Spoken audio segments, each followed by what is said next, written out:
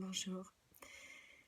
Une des choses qui est très dure pour moi, c'est de transmettre mes idées, mon parcours, ma façon de vivre et de voir la vie.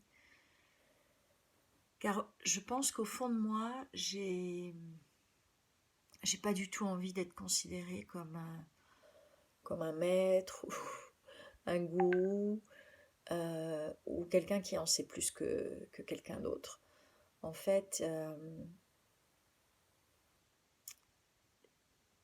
tout au long de mon parcours, j'ai rencontré des gens extraordinaires, des gens qui m'ont appris des techniques de guérison, qui m'ont transmis leur savoir sur des médecines ancestrales.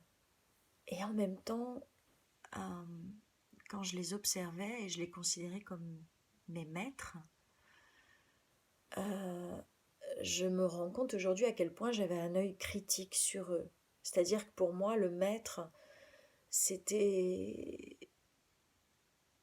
c'était quelqu'un qui n'avait aucune faille en fait, qui était pratiquement parfait. Donc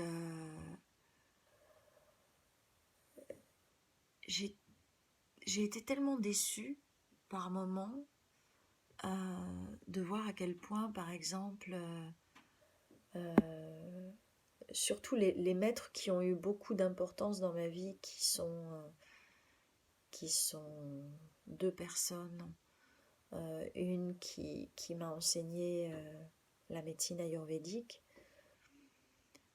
Swamiji, qui est décédé depuis, et puis un autre qui est professeur de médecine traditionnelle chinoise.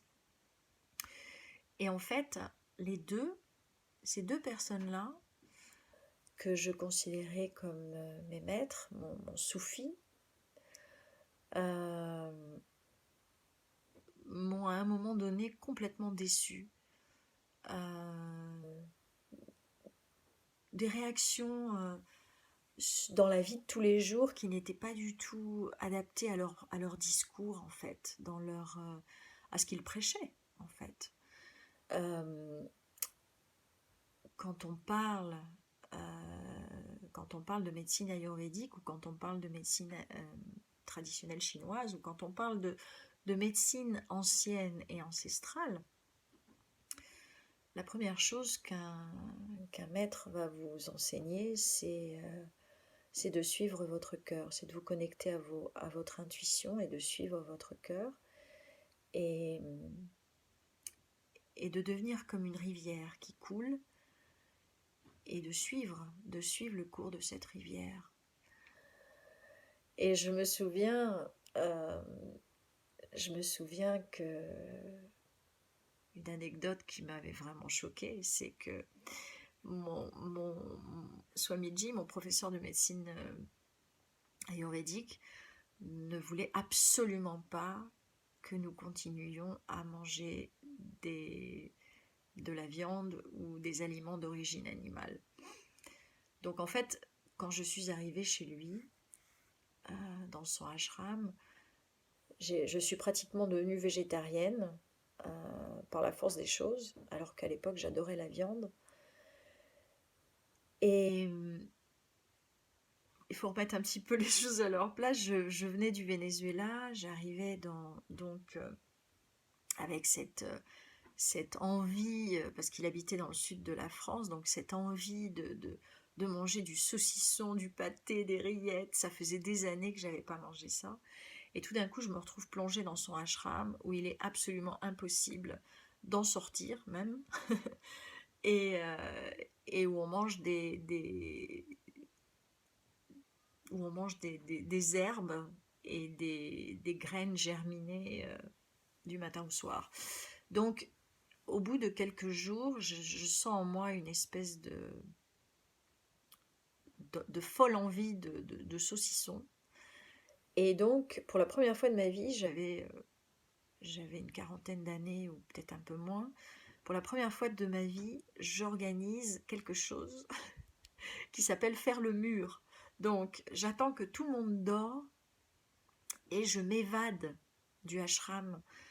Je m'en souviendrai toute ma vie, c'était épique parce que il faisait très très froid en plus, je savais pas du tout où était le supermarché et dans l'espoir que le supermarché allait être encore ouvert parce qu'il était à peu près 6h30, 7 heures du soir. Lui, il allait se coucher vers 6 heures, il se levait à 4 heures du matin et donc j'attends et vers 7 heures du soir, 7h30, je m'évade. Littéralement, je passe par la fenêtre, je passe ensuite par-dessus le portail et je fais une évasion. Et là, dans la rue, je demande où il y a un supermarché encore ouvert le plus proche possible. Et donc, j'arrive dans le supermarché, j'achète une baguette fraîche, j'achète des rillettes, j'achète du saucisson, j'achète du pâté. Et je reviens à pas de velours dans ma chambre, qui était une chambre commune, donc on était à peu près une dizaine d'élèves à suivre ce séminaire. Et là, je craque, j'ouvre la baguette, je commence à étaler les rillettes, je commence à couper en rondelles le saucisson, et là, évidemment, toutes mes copines et mes copains de chambre viennent vers moi et commencent à entamer le festin. Et, euh, et on a passé une soirée extraordinaire. Et le lendemain matin, Swamiji se réveille à 4 heures du matin et évidemment, l'odeur du saucisson et des rillettes dans son ashram, ça devait lui crever le nez. Donc, on arrive à 5 heures du matin pour la méditation et ensuite le cours de yoga. Et là, il demande devant tout le monde qui est le coupable ou la coupable. Et moi, aucun problème, je lève le doigt et je dis voilà, moi j'ai besoin de manger de la viande, j'avais besoin de manger du saucisson et je suis allée acheter ce qu'il fallait et, euh, et j'ai partagé avec mes compagnes. Et là, une grosse colère, mais vraiment la grosse colère. J'ai jamais vu quelqu'un en colère comme ça. Et non seulement en colère, mais en plus complètement fermée. C'est-à-dire, euh, c'était fini. J'étais bannie du cours, bannie de la médecine ayurvédique euh, et d'une intolérance incroyable. Et au lieu d'écouter ces paroles et de rester coincée dans la situation et de me sentir coupable ou quoi que ce soit, non, en fait, ce que j'ai fait, c'est je me suis vraiment connectée avec cette énergie d'intolérance, cette énergie de cet homme qui avait l'air si calme, qui avait l'air si centré pendant toutes ces heures et toutes ces journées avant, et qui donnait l'impression d'être quelqu'un d'extrêmement sage, en fait, qui prenait la sagesse, qui prenait aussi évidemment la fluidité, et tout d'un coup le voir se refermer dans cette espèce d'intolérance, euh, même de méchanceté, de manque d'empathie et en fait se braquer, totalement se braquer. Donc dans les faits, de ne pas suivre son discours. Parce que moi, ce que je voyais, c'était ce besoin de contrôle. Ce besoin de contrôler les gens parce que je sais quelque chose et ce que je sais est la seule chose à suivre. Et ça m'a profondément choquée. Ça m'a profondément marquée plus que choquée. Ça m'a donné en fait une énorme, ça m'a ouvert une énorme fenêtre sur le monde des gourous, sur le monde des maîtres. Et ensuite, quelques années plus tard, quand j'ai commencé à étudier la médecine traditionnelle chinoise, il m'est arrivé exactement la même chose. Alors évidemment, pas avec du saucisson et des rillettes, mais les mêmes circonstances. C'est-à-dire que euh, mon, mon soufi n'acceptait pas que l'on perde un cours. Et, et il l'a très clairement dit au début de l'année. il a même dit que si on perdait un seul cours de médecine traditionnelle chinoise, euh, il, euh, il y aurait des conséquences assez importantes. Donc en fait, j'étais une des meilleures élèves. Et à l'époque, ça faisait des années que j'étais pas allée en vacances avec mes enfants. Et tout d'un coup, une amie me propose d'aller passer une semaine de vacances avec mes enfants. Elle loue une maison, donc je n'ai que les frais de nourriture à payer. Elle m'invite. Et pour moi, c'est une bénédiction. Ça fait vraiment des années que j'ai pas passé, qu'on n'est pas sorti de la maison, qu'on n'a pas fait quelque chose de différent. Et donc j'accepte. Mais avant d'accepter, j'en parle à mon professeur de médecine traditionnelle chinoise et je lui dis, voilà, Sophie, j'ai une opportunité extraordinaire. Ça fait des années que j'ai pas pu faire ça. Est-ce que tu me laisses le faire? Et il me dit, tu dois suivre ton cœur. Tu dois suivre ton cœur. Donc moi j'ai suivi mon cœur, c'est-à-dire que j'ai fait mes valises, je suis partie avec mes enfants et j'ai envoyé un message à mon professeur en lui disant que j'avais organisé avec mes compagnons d'études d'enregistrer le cours et qu'ils allaient me l'envoyer et que j'allais travailler dessus et qu'évidemment j'allais faire tous les devoirs nécessaires et même plus si, s'ils pensaient que c'était nécessaire. Et voilà, et je pars passer ma semaine. Et au bout d'une semaine, quand je reviens, donc je perds un cours, un seul cours. Donc à la fin de cette semaine, je reviens, j'intègre à nouveau mon cours suivant. Euh, et puis là, le professeur se met devant moi et me dit qu'est-ce que tu fais là, Sophie? Et je dis bah, je viens recevoir mon cours, mais tu ne fais plus partie de l'école. Et là, j'ai senti le poids d'une sentence, voilà, d'avoir été jugée, en même temps pas du tout comprise, pas du tout connectée depuis l'empathie, évidemment, par ce professeur, qui prônait effectivement suivre son cœur et être dans la fluidité. Il parlait même de devenir un bambou, d'arrêter d'être dans le contrôle, d'arrêter d'apprendre à accepter les choses qui arrivent dans la vie et qui ne sont pas forcément celles qu'on attendait. Euh, alors peut-être qu'évidemment il m'a donné le plus grand cours de flexibilité du monde parce que je ne m'attendais pas à ça. Effectivement, il a fallu que je m'adapte à une nouvelle situation, donc j'ai perdu mon année. Euh, mais je me souviens le regard et la voix et l'énergie de cet homme qui tout d'un coup me bannissait, me disait voilà, c'est fini pour toi. Si tu veux revenir l'année prochaine et refaire une année, bien, tu es la bienvenue, mais tu as perdu une leçon, tu savais qu'il y avait des conséquences et maintenant tu les connais.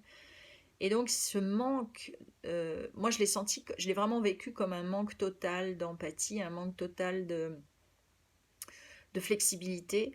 Et donc je l'ai senti comme le maître qui prêche quelque chose et qui en fait n'est pas capable,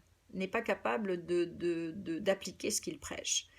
Et, et je pense que une partie de moi a été tellement marquée par ces deux expériences et puis d'autres qui sont plus que je raconterai pas ici, mais pour moi, voilà, à partir de ce moment-là, il y a quelque chose à l'intérieur de moi qui a complètement shifté, qui s'est complètement retourné et qui a connecté avec une vérité que j'ai, qui est que bah déjà, personne n'est un maître en tant que tel. Je ne veux surtout pas être un maître ou un gourou. Moi, je suis je pense, une éternelle étudiante de la vie. Et, euh, et je pense aussi que c'est très important d'arrêter de vouloir suivre quelqu'un, d'arrêter de vouloir suivre un gourou, suivre un maître, suivre un coach ou quelqu'un sur qui on remet en fait toute notre vie. Et on crée des illusions parce que cette personne, il faut jamais oublier qu'elle est humaine, il faut jamais oublier qu'elle aussi, elle est sur son chemin de vie, et si elle est encore vivante, c'est parce qu'elle n'est pas, elle est pas encore un maître. On sera peut-être des maîtres et on pourra faire une certaine ascension après notre mort si on a vraiment bien rempli notre vie de richesse intérieure. Mais voilà, je vous laisse ça parce que je sais qu'il y a des gens qui me suivent, qui m'écoutent, qui lisent mes textes, qui écoutent ce que je dis quand je parle en public ou quand je leur fais une session. Je sais que je change la vie de beaucoup de gens, même avec des petites paroles ou des mots ou des gestes. Euh, Par contre, il ne faut jamais oublier que je suis un être humain moi-même, que je suis en train d'apprendre. Donc moi, je vois pas du tout une pyramide en fait. Je vois pas du tout. Je regarde jamais vers le haut quand je parle de quelqu'un qui sait plus que moi. Je regarde devant. En fait, on est tous sur le même chemin et et j'ai peut-être parcouru un petit peu plus que d'autres qui sont derrière moi et qui des fois m'appellent et me disent Hey Sophie, j'arrive pas là, il y a un rocher, il y a une pierre, il y a un petit caillou dans ma chaussure, aide-moi à l'enlever, donne-moi ta main pour passer cette rivière ou pour passer ce ravin. Et puis il y a aussi d'autres qui sont devant moi et à qui je demande moi-même de l'aide. Et avec beaucoup de... En étant très humble, euh, j'aime beaucoup demander de l'aide à des gens qui peuvent m'aider, qui peuvent me donner la main. Et de la même façon dont je, je, j'ai une grande satisfaction à donner la main aux gens et à être au service de qui en a besoin. Mais je vous demande vraiment quelque chose, c'est de réfléchir, de méditer sur, sur votre capacité à vous engager énergétiquement, émotionnellement, spirituellement derrière quelqu'un. Je pense que c'est pas très sain. Et moi, j'ai découvert que pourquoi je le faisais. Donc, je vous demande de méditer là-dessus et puis on en reparlera. Je vous embrasse.